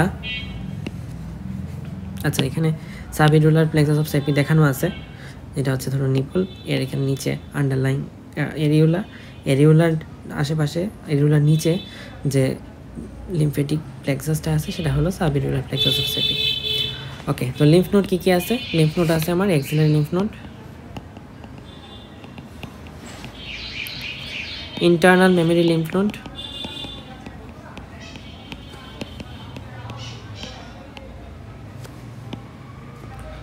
supraclavicular lymph node, posterior intercostal lymph node,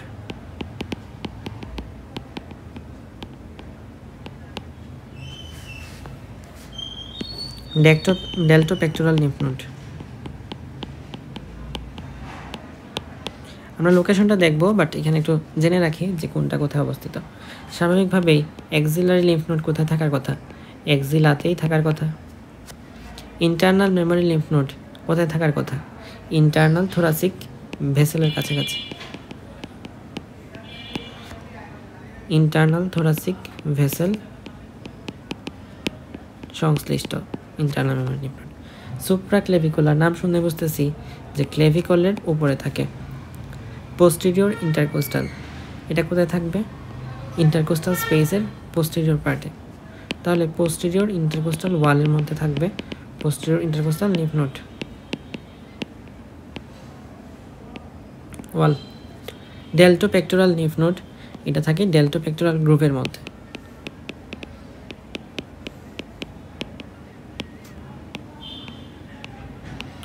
এখন কোয়েশ্চেন হলো যে এই যে ডেল্টোপেক্টোরাল লিম্ফ নোডের কথা বলতেছি, এই ডেল্টোপেক্টোরাল লিম্ফ নোডটা কোথায় থাকে? ক্লেভিকলের মধ্যে থাকে।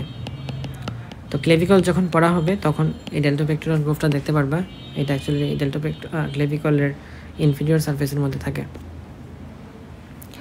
ওকে, তো আমরা পড়লাম যে কী কী লিম্ফেটিক ড্রেনেজ আছে, কোন কোন লিম্ফ নোডের মধ্যে ড্রেন করে। এখন কথা হলো লিম্ফেটিক ড্রেনেজটা ঘটে কীভাবে। তো আমি এই ছবিটা নিছি ভিশাম থেকে, এবং একটু পরে আরেকটা ছবি নিব, সেটা হচ্ছে দত্ত থেকে। এবং দুইটা একটার সাথে আরেকটা কন্ট্রাডিক্টরি না। রিজন হলো আমরা জানি ব্রেস্টের মধ্যে প্যারেনকাইমা পার্টটুকু আছে, যেটা দিয়ে সুপারফিশিয়াল লিম্ফেটিক ড্রেনেজ নাকি ডিপ লিম্ফেটিক ড্রেনেজ, প্যারেনকাইমার লিম্ফেটিক ড্রেনেজটা ঘটতেছে, এটা হলো ডিপ লিম্ফেটিক ড্রেনেজ। আর এটা হচ্ছে overlying skin excluding nipple and areola, that is superficial lymphatic drainage. বিশ্রাম স্যারের বইয়ের মধ্যে ডিপ লিম্ফেটিক ড্রেনেজটা আলোচনা করা আছে, দত্ত স্যারের বইয়ের মধ্যে সুপারফিশিয়াল লিম্ফেটিক ড্রেনেজটা আলোচনা করা আছে। তো আমাদের দেখা মতো এক্সিলারি লিম্ফ নোডটা আসলে কোথায় থাকে, ডেল্টোপেক্টোরাল লিম্ফ নোডটা কোথায় থাকে, তারপর হচ্ছে এখানে ইন্টারনাল মেমোরি লিম্ফ নোডটা কোথায় থাকে, প্যারাস্টার্নালি লোকেটেড, আর পোস্টেরিয়র ইন্টারকোস্টাল লিম্ফ নোডটা কোথায় থাকে, লিম্ফ নোডের পজিশন দেখা হয়েছে। দেন আমরা এই যে ব্রেস্ট থেকে কোথায় কোথায় লিম্ফেটিক ড্রেনেজ হয় এটা সম্পর্কে জানতে হবে। ব্রেস্টের ল্যাটারাল যে সাইডটুকু আছে, ল্যাটারাল অ্যাসপেক্ট, সেখান থেকে ড্রেন করে প্রথমে পোস্টেরিয়র ইন্টারকোস্টাল লিম্ফ নোডের মধ্যে, কিছু ড্রেন করে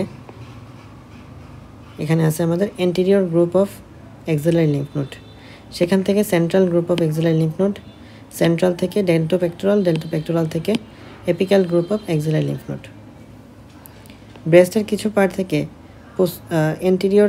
posterior group of axillary lymph node, সেখান থেকে central group of axillary lymph node, সেখান থেকে ডেল্টোপেক্টোরালও কেউ হইতে পারে, apical group of axillary lymph নোডও হইতে পারে। তাহলে এই অংশটুকু একটু ভালো করে দেখতে হবে, এটা জাস্ট বলে একবার জাস্ট দেখে নিলেই ক্লিয়ার হয়ে যায় জিনিসটা কে কোথা থেকে ড্রেনটা করতেছে। আর মিডিয়াল সাইড থেকে সে মূলত ইন্টারনাল মেমোরি লিম্ফ নোডের মধ্যে ড্রেন করে। তো দেখা যায় 75% কেস অ্যাক্সিলারি লিম্ফ নোডটার লিম্ফেটিক ড্রেনেজটাকে পেয়ে থাকে, 20%-এর ক্ষেত্রে ইন্টারনাল মেমোরি লিম্ফ নোড, এবং 5%-এর ক্ষেত্রে পোস্টেরিয়র ইন্টারকোস্টাল লিম্ফ নোড। বাকি থাকলো আমাদের সুপারফিশিয়াল লিম্ফেটিক ড্রেনেজ। তো এই সুপারফিশিয়াল লিম্ফেটিক ড্রেনেজটাকে ব্যাখ্যা করার জন্য আমাদের ব্রেস্টটাকে টোটাল 4টা কোয়াড্রেন্ট বলবো না, 4টা ভাগে ভাগ করা হয়েছে। একটা হলো আপার পার্ট, একটা ল্যাটারাল পার্ট, একটা মিডিয়াল অ্যান্ড সুপিরিয়র পার্ট, একটা মিডিয়াল অ্যান্ড ইনফিরিয়র পার্ট। ওকে, তো একদম আপার যে পার্টটুকু আছে, আপার পার্টটুকু থেকে সুপ্রাক্লেভিকুলার লিম্ফ নোডের মধ্যে ড্রেন করে অথবা ইনফ্রাক্লেভিকুলার লিম্ফ নোডের মধ্যে ড্রেন করে। ওকে, ফাইন। আর ব্রেস্টের ল্যাটারাল যে অ্যাসপেক্ট আছে, ল্যাটারাল পার্ট, সেখান থেকে ড্রেন করে অ্যাক্সিলারি লিম্ফ নোডের মধ্যে। আপার অ্যান্ড সুপিরিয়র সেখান থেকে ড্রেন করে প্যারাস্টার্নাল লিম্ফ নোডে। আপার ইনফিরিয়র থেকে প্যারাস্টার্নাল লিম্ফ নোডের মধ্যেও ড্রেন করে। আবার কেউ কেউ সাব পেরিটোনিয়াল লিম্ফ নোডের মধ্যেও, লিম্ফ প্লেক্সাসের মধ্যেও ড্রেন করে। বাট এখানে কথা আছে যে যখন এই যে মিডিয়াল অ্যান্ড লোয়ার এই পোর্শন থেকে কেউ সাব পেরিটোনিয়াল লিম্ফ প্লেক্সাসে গিয়ে ড্রেন করতে চাবে, তখন কিন্তু তাকে লিনিয়া আলবা পাস করতে হয়। দেখো লিনিয়া আলবা কোনটা, স্পেশালি ছেলেরা খুব ভালো রিলেট করতে পারবা।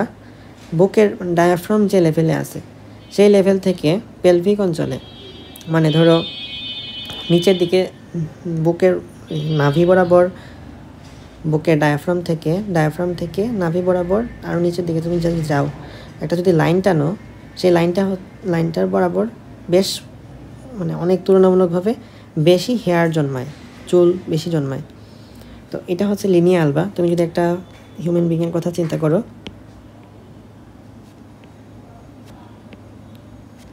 Sorry for the low quality picture. ধরো এটা হচ্ছে ডায়াফ্রাম, এখান থেকে এই বরাবর মিড লাইন বরাবর একটা লাইন থাকে। এই লাইনটা হচ্ছে লিনিয়া আলবা। এই লিনিয়া আলবাকে প্রথমে পেয়ার্স করে সাবপেরিটোনিয়াল লিম্ফ প্লেক্সাস ফর্ম করে। সাবপেরিটোনিয়াল লিম্ফ প্লেক্সাসের মধ্যে থেকে সেটা প্রথমে আবার হেপাটিক লিম্ফ নোডের মধ্যে ড্রেন করে। বাট হেপাটিক লিম্ফ নোডে ড্রেন করার আগে হেপাটিক লিম্ফ নোডের মধ্যে ডান এবং বাম, লেফট অ্যান্ড রাইট দুইটা পার্ট থাকে। এখানে দুইটা পার্টের মাঝখানে থাকে ফেলসিফর্ম লিগামেন্ট।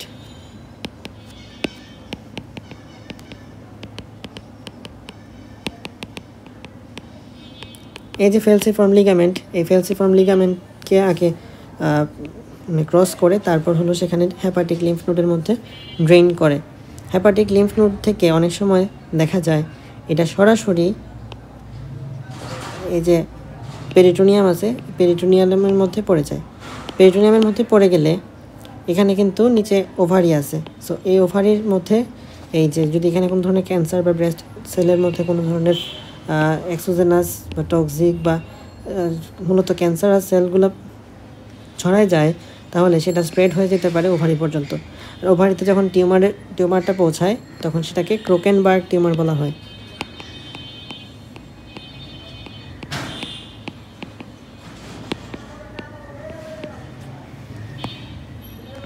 এই হচ্ছে সুপারফিশিয়াল লিম্ফেটিক ড্রেনেজ। আমি আরেকবার রিকল করব, এটা তোমায় মনে রাখতে হবে আলটিমেটলি। উপর থেকে সুপ্রাক্লেভিকুলার এবং ইনফ্রাক্লেভিকুলার, মানে উপরে তো ক্লেভিকল আছে, তো ক্লেভিকলের মধ্যে যে ড্রেন করবে। Laterally axillary lymph node, medially parasternal lymph node. Medial and lower অংশ, এখান থেকে সাবপেরিটোনিয়াল লিম্ফ প্লেক্সাস, যেখানে যাওয়ার জন্য লিনিয়া আলবাকে পেয়ার্স করতে হয়। এখান থেকে আবার ফেলসিফর্ম লিগামেন্টকে পাস করে হেপাটিক লিম্ফ নোডে পৌঁছাইতে হয়। দেন হেপাটিক লিম্ফ নোড, এটা হচ্ছে ধরো যাওয়ার সময় অনেক ক্ষেত্রে পেরিটোনিয়ামের মধ্যে ব্লাইন্ডলি পড়ে যায় ক্যান্সারাস সেলটা। তো সেই সেলটা আলটিমেটলি যায় কোথায়? ওভারিতে। কারণ ওভারিটা মূলত পেরিটোনিয়ামের মধ্যে থাকে। কোনো ধরনের আলাদা কোনো ধরনের ধরো মেসোথেলিয়াম অথবা মেসোকোলন, মেসোঅ্যাপেন্ডিক্স এই টাইপের কোনো ধরনের পেরিটোনিয়াল পর্দা দ্বারা আবৃত থাকে না। তাহলে ওভারির মধ্যে যখন এই ক্যান্সারাস সেলটা পৌঁছাতে পারে তখন সেটাকে বলা হয় ক্রোকেনবার্গ টিউমার। শেষ হলো আমাদের লিম্ফেটিক ড্রেনেজ। দেন আসো একটা টার্ম আছে যে উইচ মিল্ক। উইচ মিল্ক মানে বোঝায় যারা একদম ছোট বাচ্চা বলতে কত বছর বয়স? একদম ছোট বছর বয়স, মানে ধরো জন্মের পরপরই। Which milk is the common name for neonatal galactorrhea, a temporary secretion of milk-like fluid from the breast of newborn. যারা নিউবর্ন আছে তাদের ব্রেস্ট থেকে অনেক সময় এরকম মিল্ক লাইক ফ্লুইড সিক্রেশন হতে পারে, সেটাকে উইচ মিল্ক বলতেছি আমরা। কথা হলো এটা কেন ঘটতে পারে? যখন প্রেগনেন্সি থাকে, প্রেগনেন্সি অবস্থায় মায়ের যে হাই লেভেলের ইস্ট্রোজেন এবং প্রোল্যাকটিন থাকে সেটা প্লাসেন্টা দিয়ে ক্রস করে বা বেবির সার্কুলেশনের মধ্যে পৌঁছায়। কিন্তু এই যে হরমোনগুলো পৌঁছাইছে এটা নিউবর্ন মেমরি গ্ল্যান্ডকে স্টিমুলেট করলে আফটার বার্থ যখন হঠাৎ করে এই ম্যাটার্নাল হরমোনগুলা অর্থাৎ ইস্ট্রোজেন অ্যান্ড প্রোল্যাকটিন এরা যখন হঠাৎ করে একটা ওভার রেসপন্স করে ফেলে, triggers a brief over response sometimes leading to small breast swelling and milk secretion. যদি ওভার রেসপন্স করে ফেলে তখন মিল্ক সিক্রেশন হতে পারে। এটাকে আমরা বলতেছি উইচ মিল্ক। দেন আসো ফাইনালি আমরা ক্লিনিক্যাল পার্টটুকু পড়বো, আর ডেভেলপমেন্টের যে পার্টটুকু আছে সেই পার্টটুকু তোমরা নিজেরা দেখে নিবে, অথবা যখন আমরা এমব্রায়োলজিতে পড়বো তখন ডেভেলপমেন্টের টপিকটা আসবে। ক্লিনিক্যাল, তো ক্লিনিক্যালের মধ্যে একদম মাস্ট পরীক্ষায় ধরে রাখো যে একটা কোয়েশ্চেন হয়তো এখান থেকে আসলে, ক্লিনিক্যাল থেকে আসলে সেটা পিওডি অরেঞ্জ জি হবে। পিবিকিউর জন্য খুবই লেভেলের ইম্পর্টেন্ট। আচ্ছা, পিওডি অরেঞ্জ এটা হলো একটা কন্ডিশন যেখানে হেয়ার ফলিকল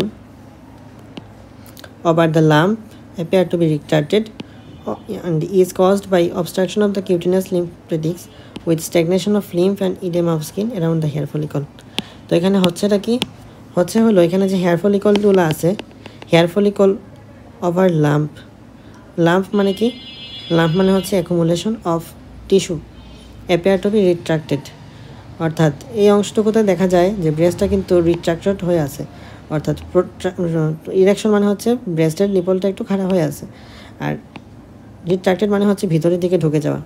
এখানে দেখা যাচ্ছে ভিতরের দিকে ঢুকে আছে, it cause by obstruction of skull, obstruction of cutaneous lymphatics with stagnation of lymph and oedema of skin around the hair follicle. তো এটা তোমাকে একটু মনে রাখতে হবে যে কেন পিওডি অরেঞ্জটা হয়ে থাকে।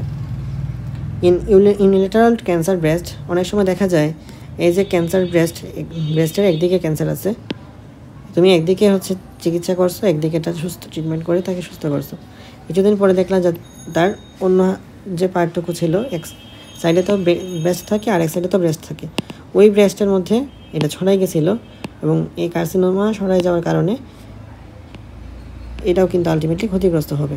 তার মানে প্যারাস্টার্নালি, অর্থাৎ প্যারাস্টার্নাল যে লিম্ফ নোড আছে সেই লিম্ফ নোডের মাধ্যমে সেটা অন্য কোথাও যেতে পারে, অপর সাইডের মধ্যে যেতে পারে। তাহলে এক সাইডে তুমি একজনকে ডায়াগনোসিস করলা যে তার এক সাইডের মধ্যে কী হয়েছে, কার্সিনোমা সেল দেখা গেছে, কারণ আর এক সাইডে আছে কি না সেটা তো দেখতে হবে, না দেখলে তোমার আলটিমেটলি লাভ নাই, কারণ একটা থেকে আরেকটাতে চলে যাচ্ছে, তুমি একটাতে ট্রিটমেন্ট দিবা আর একটাতে দেখবা চলে গেছে, লাভ নাই তো। তাহলে পিওডি অরেঞ্জ আশা করি বোঝা গেছে। And secondary deposit on ovaries in carrier breast make the prognosis worse, মানে এটা যেহেতু আমরা একটু আগে বুঝলামই যে যখন ওভারির উপরের মধ্যে চলে যায় তখন সেটাকে ক্রোকেনবার্গ টিউমার বলা হয়।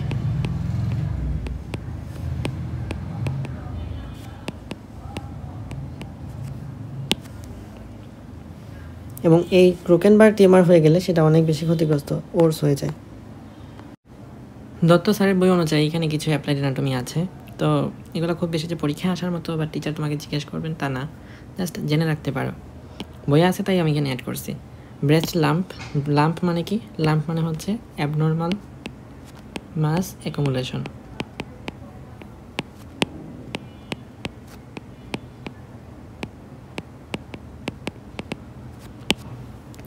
may be mobile or fixed, soft or hard, and solid or cystic. A hard and fixed lump goes in favor of malignancy, which is a common disease in postmenopausal women. আচ্ছা, postmenopausal women জানো আশা করি, একটা certain age পর 45 to 55 এই এজে চলে গেলে একজন ওমেন তিনি তার মান্থলি পিরিয়ডটা অফ হয়ে যায়, সেটাকে আমরা পোস্ট মেনোপোজাল ওমেন বলতেছি। A mobile and soft lump is sometimes observed in young female as benign fibroadenoma. আচ্ছা, এডিনোমা মানে কি? দেখো, টিউমার যখন হয় তখন কি হয়, তখন হচ্ছে ক্যান্সার সেল এখানে গিয়ে জমা হয়, এই জন্য এটা হচ্ছে ফুলে যায়, লাম্প হয়। যখন এডিনোমা বলতেছি, এডিনোমা হচ্ছে নন ক্যান্সারাস সেল, অর্থাৎ যেটা থেকে ক্যান্সার সৃষ্টি হবে না, মানে ধরো মন্দের ভালো আর কি, বা এখানে যদি ফাইব্রাস টিস্যু জন্মায় তাহলে খুব বেশি একটা অসুবিধা নাই, জাস্ট দেখতে খারাপ লাগবে, এর বাইরে বাকি তো কোনো অসুবিধা হয় না। Fibroadenoma due to an overgrowth of a lobule in case, আচ্ছা এক্ষেত্রে হচ্ছে এফনেক করতে হবে, এফএনএসি মানে ফাইন নিডল অ্যাসপাইরেশন সাইটোলজি। তুমি একটা সূক্ষ্ম নিডল দিয়ে অ্যাসপাইরেশন করবা, কি অ্যাসপাইরেশন করবা? সাইটোলজি মানে হচ্ছে সেল, তাহলে কোনো একটা সূক্ষ্ম নিডলের মাধ্যমে সেলটাকে নিয়ে আসার যে টেকনোলজি সেটা হচ্ছে এফনেক। আচ্ছা, তো ব্রেস্ট ল্যাম্পটা 4 সেন্টিমিটারের মতো হতে পারে, যদি 4 সেন্টিমিটারের কম হয় সেক্ষেত্রে এটাকে আমরা এক্সিশন করে ফেলি। আচ্ছা, ইনসিশন আর এক্সিশনের মধ্যে একটা পার্থক্য আছে। ইনসিশন মানে হলো কেটে এক্সপোজ করা, মানে ধরো তুমি যখন ইনসিশন দাও, ফর এক্সাম্পল থোরাক্সের ইনসিশন দিছো, ডিসেকশনের মধ্যে পড়ছো, যে এই হচ্ছে জিফয়েড প্রসেস থেকে জুগলার নচ থেকে জিফয়েড প্রসেস পর্যন্ত এই বরাবর একটা ইনসিশন দিয়েছো, যার ফলে কি হয়েছে, এই পার্ট আর এবং এই পার্ট যখন ফ্ল্যাপ করছো আলাদা হয়েছে। তাহলে এটা হচ্ছে ভিতরের অংশটা আমি এক্সপোজ করে দেখার জন্য ইনসিশন করি, আর এক্সিশন মানে হচ্ছে কেটে ফেলাই দেওয়া, এটা হচ্ছে রিমুভাল, আর ইনসিশন হচ্ছে প্রসিডিউর টু এক্সপোজ। ওকে, আচ্ছা, তো এক্সিশন রিমুভাল অফ এক্সিলারি, এটার মধ্যে কী হয়, যদি 4 সেন্টিমিটারের চেয়ে কম হয় সেক্ষেত্রে এক্সিলারি লিম্ফ নোডটাকে রিমুভ করে ফেলা হয়। আর এটা হচ্ছে আমরা যখন ইনসিশন দিব ইনসিশন দেওয়ার ক্ষেত্রে অবশ্যই ল্যাঙ্গার লাইনটাকে ফলো করতে হবে। এখন ল্যাঙ্গার লাইন জিনিসটা কি? ল্যাঙ্গার লাইন জিনিসটা বোঝার জন্য এটা হচ্ছে ল্যাঙ্গার লাইন, দেখতে পাচ্ছ আশা করি। এই যেখানে কিছু লাইন টানা আছে, এটা সার্জনদের জন্য খুবই খুবই লেভেলের ইম্পর্টেন্ট। মানে ধরো ইম্পর্টেন্ট বলতে কি, এটা তো এমনিতে জানা থাকে তাদের। কারণ হচ্ছে এই যে এই লাইন বরাবর যদি তুমি ইনসিশনটা দাও, সেই ক্ষেত্রে খুব ফাস্ট এটা রিপেয়ার হয়ে যাবে, কারণ কোলাজেন ফাইবার যা আছে সব কিছুর অ্যারেঞ্জমেন্ট এই বরাবর। তো এই বরাবর যখন তুমি ইনসিশন দিবা, এটার রিপেয়ার বা কী বলা যায়, হিলিংটা যত ভালো হবে। তুমি যদি এভাবে একটা দাও, সেক্ষেত্রে কিন্তু তত ভালো ইনসিশন হবে না। মানে এটা হচ্ছে তোমার এখানে স্কার হয়ে থাকবে, দেখা যাবে যেখানে কিছু হয়েছিল। তো এই জিনিসটা মাথায় রাখতে হবে অবশ্যই একজন ভালো সার্জন হওয়ার জন্য। এই ল্যাঙ্গার লাইনগুলো অবশ্যই জানতে হবে। নর্মালি ট্রাঙ্কের জন্য এটা হচ্ছে হরাইজন্টাল,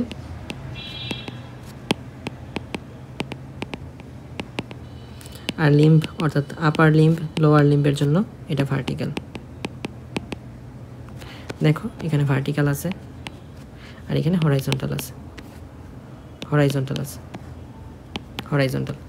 তো এই আর কি কথাবার্তা। ল্যাঙ্গার লাইন বরাবর কাটতে, মানে কাটাটা হচ্ছে ল্যাঙ্গার লাইন বরাবর দিবা কসমেটিক পারপসে। Langer lumps are to be treated by modified radical mastectomy.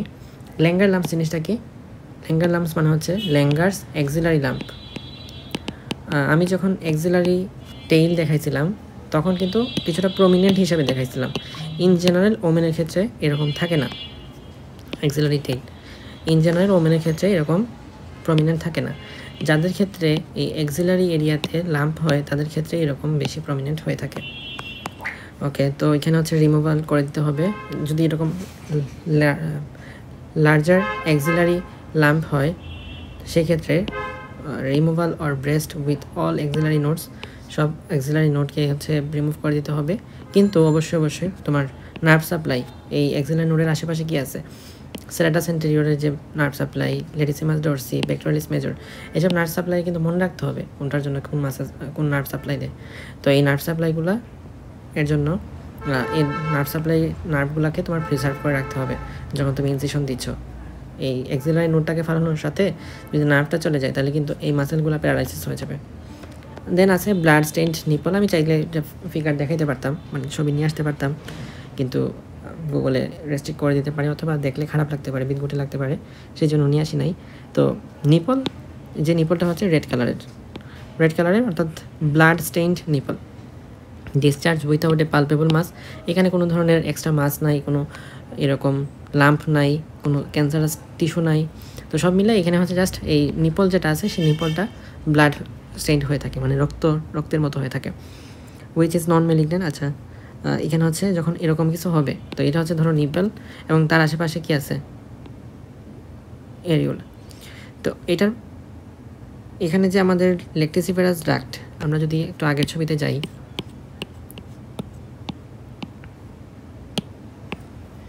For example এটা হচ্ছে এরকম রেড কালার দেওয়া আছে। তো এখানে যদি এটা হচ্ছে আমাদের কি এরিওলা, তাই না? তো এটার মধ্যে আমরা যদি ইনসিশন দিই তখন কিভাবে দিব? তখন হচ্ছে এই বরাবর দিব। তুমি যদি এভাবে কাটতে চাও তাহলে কিন্তু হবে না, তখন হচ্ছে লেকটিসিফেরাস ডাক্টগুলো কেটে পড়ে যাবে। তাহলে এটা আমরা কখনোই চাবো না, আমরা অবশ্যই রেডিয়াল ম্যানারে ইনসিশনটা দিব। তো এই জন্য রেডিয়াল ম্যানারে ইনসিশন দিতে হয়। আর এখানে হচ্ছে গাইনেকোমাস্টিয়ার কথা বলা আছে। গাইনেকোমাস্টিয়া সম্পর্কে তোমরা অলরেডি জানো, তোমাদের ইন্টারমিডিয়েটে তোমরা এগুলো পড়ে আসছো। গাইনেকোমাস্টিয়া মানে হচ্ছে যদি এরকম হয়, আমরা তখন তো ফিমেল ব্রেস্ট পড়তেছিলাম, যদি এরকম হয় যে মেল ব্রেস্ট কিন্তু দেখতে ফিমেল ব্রেস্টের মতো লাগতেছে। এখানে দেখো এটা কিন্তু একটা মেইলের ব্রেস্ট, বাট স্টিল এটা কিন্তু অনেকটা ইরেক্ট হয়ে আছে, তারপর হচ্ছে যথেষ্ট বড় হয়ে আছে, বাট ইনলার্জড হয়ে আছে। বাট এই যে ব্রেস্ট দেখতেছি এটা কিন্তু নর্মাল। কেমন? এখানে আমরা আরও একটু ভালো ছবি দেখতে পারতেছি যে এখানে একদম স্পষ্টভাবে বোঝা যাচ্ছে এটা হচ্ছে গাইনেকোমাস্টিয়া। তো এই যে গাইনেকোমাস্টিয়া, এটা কোন কোন কেসে হতে পারে বা কাদের ক্ষেত্রে হতে পারে? এটা হচ্ছে কন্ডিশনটা হচ্ছে হাইপারট্রফি অফ মেল ব্রেস্ট, এবং দেখা যায় ক্লিনফেটার সিনড্রোমের মধ্যে। আমরা যখন এমব্রায়োলজি পড়ব,